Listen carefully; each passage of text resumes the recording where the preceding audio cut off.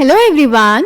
So we are discussing NCERT questions of the chapter Morphology of Flowering Plants, and in today's session we are going to discuss the question number 3. So the question is, define the following terms: A.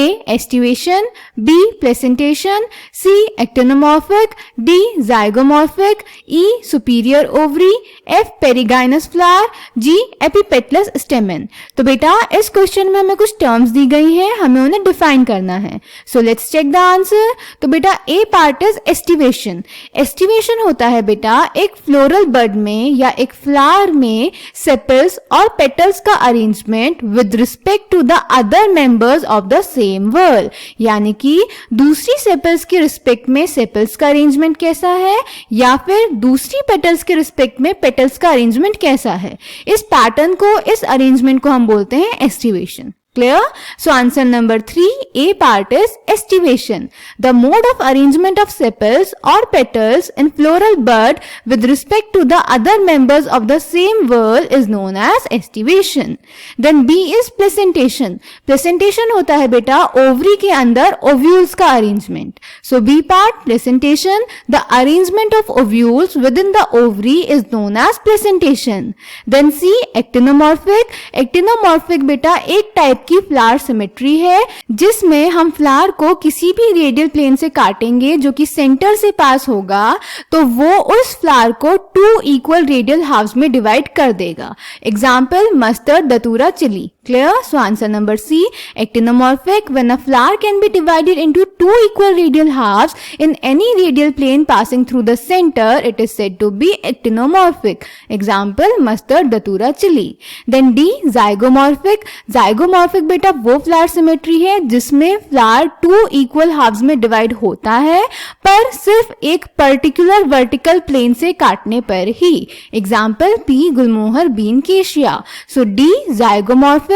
When a flower can be divided into 2 similar halves only in one particular vertical plane, it is zygomorphic. Example P, gulmohar, bean, केशिया. Then E part is superior ovary. Superior ovary होती है बेटा hypogynous flower में. तो superior ovary हम उस ovary को बोलते हैं जब ovary यानी gynoecium किसी भी flower में highest position occupy करती है और जो बाकी सारे whorls होते हैं यानी endoecium, calyx और corolla वो ओवरी के नीचे से अराइज होते हैं जैसे मस्टर्ड में, चाइना रोज में और ब्रिंजल में. Clear? So E part superior ovary in the hypogynous flower, the gynoecium occupies the highest position while the other parts are situated below it.